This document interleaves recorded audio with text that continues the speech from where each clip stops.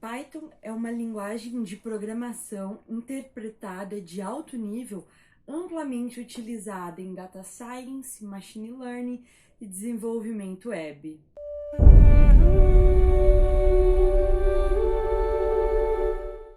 Oi, o meu nome é Rita e hoje nós vamos ver um pouco sobre a programação do Python. Vamos lá? Bom, Python é uma linguagem de programação interpretada, ela executa linha por linha e ela tem esse conceito de execução de ser alto nível de abstração. Então você só precisa saber alguns termos do inglês para que você consiga utilizar ela, né? Então a gente vai entrar aqui na página do Python. Essa é a página onde a gente consegue fazer o download. Ela é uma linguagem open source, então não tem muitas pessoas, não é, no caso, uma linguagem privada, como algumas empresas usam, tá? Então a gente consegue acessar tudo aqui, consegue acessar documentação, guia de iniciante, então tudo que você precisar vai estar nesse site do Python. Bom, o Python, além de ser muito popular, muitas bibliotecas foram criadas para ele. Então a gente consegue a NumPy, que é uma biblioteca de programação para quem mexe com números, dados, Matplotlib, que é essa linguagem, essa biblioteca que serve para plotar gráficos e fazer o que você precisa, basicamente. É muito utilizada por cientistas. Então, quando os cientistas precisam extrair os dados, eles usam essas bibliotecas para analisar. Bom, e uma biblioteca muito é o TensorFlow, que é para machine learning. Essa biblioteca é amplamente utilizada, tá? E existem infinitas bibliotecas de Python, cada uma para uma finalidade, então nada que uma boa pesquisa no Google não resolva. Bom, vamos começar? No último vídeo a gente viu sobre operadores lógicos, a gente viu sobre operações lógicas, lógica de programação. Então hoje a gente vai ver tudo isso na prática. Bom, se você quer instalar o Python tanto no Windows quanto no Ubuntu é apenas uma linha de comando que você vai digitar no terminal, que é sudo apt install python 3. Então não tem erro. Já está instalado. O PyCharm eu recomendo para o Windows, ele é um tanto quanto pesado. Ele é da JetBrains e ele é uma idle boa, muito boa para desenvolvimento de Python. No caso, o que a gente vai usar aqui hoje é o VS Code.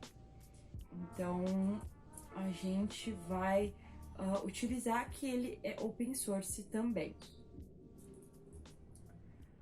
Bom, seguindo em frente, a gente vai usar o Code, o VS Code, tem um ícone aqui, mas como eu sou muito legal, eu vou digitar. Bom, então nós temos aqui alguns exercícios que a gente vai utilizar e vai aprender enquanto isso.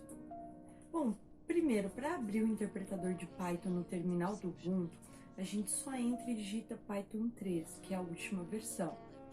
A gente pode fazer uma declaração de variável através do valor igual. Então a gente utiliza o x igual a 2, então dentro do x tem guardado o valor 2. A gente pode guardar operações dentro das variáveis, então a gente retorna esse valor quando a gente digita, tá? Então o Python tem esse benefício que a gente não precisa fazer que nem o C, que a gente precisa declarar as variáveis. A gente simplesmente declara no momento que for utilizar, que é uma boa prática. Então a gente definiu aqui que y é igual a batata. Bom, vamos começar com o terminal. Eu vou criar um novo arquivo que eu vou chamar de teste.py. Esse arquivo a gente sabe que o arquivo tem formato de Python quando ele termina por .py. O primeiro exercício que a gente tem é escreva um programa que leia um número e calcule sua metade. Então, o que a gente precisa saber disso? A gente precisa que o usuário digite um número. Então, a gente utiliza a função input. Então, dentro dessa função input, eu posso colocar um parâmetro. O que é um parâmetro? É tipo uma informação que a função vai utilizar. O que essa função retorna? Ela retorna o que eu digitar aqui dentro. Então, se eu falar digite um número, ela vai imprimir digite um número. E o que ela faz? Ela, além de mostrar isso na tela, quando a pessoa digitar o número, vai retornar o número que a pessoa digitou na tela. Então, o exercício diz basicamente para a gente ler o número e calcular a sua metade. Então, eu estou criando essa variável que se chama metade e eu vou utilizar para guardar metade dele. E vou mostrar para o usuário imprimir, que é a função print, o valor da metade é metade. Só que esse programa ele vai dar um erro. Vamos ver? A gente vai executar ele agora. Então é Python 3 e primeiro a gente tem que estar na pasta, né? Então a gente tem que estar na pasta e aí a gente coloca Python 3 e o nome do arquivo. Então eu digito o número, ele me deu um erro. Qual foi o erro? Não suporta operações entre string e int. Então o que acontece? O input ele me retorna um tipo de string.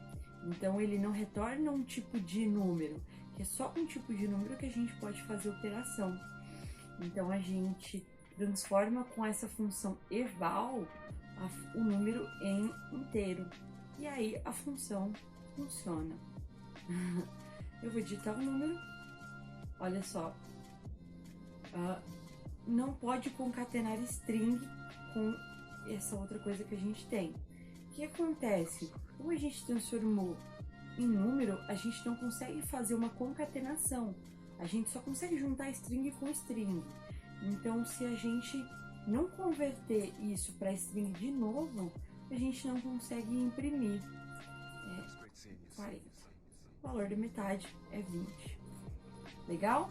Então, esse foi o primeiro exercício. Vamos para o segundo, que eu vou chamar de teste 2. Escreva um programa que leia um nome e escreva 2 mensagens de saudação. Por exemplo, bom dia, João. Boa tarde, João. Então, a gente quer que a pessoa digite o nome dela, por exemplo. Eu vou perguntar qual o seu nome. Percebe que eu coloco em aspas duplas, mas eu também posso colocar em aspas simples. Eu só preciso manter essa coerência. Então, qual o seu nome? E eu vou fazer a impressão. Print, bom dia e o nome que a pessoa digitar na variável. E faltou bom dia, João. Ponto final. Boa tarde. E o nome de novo.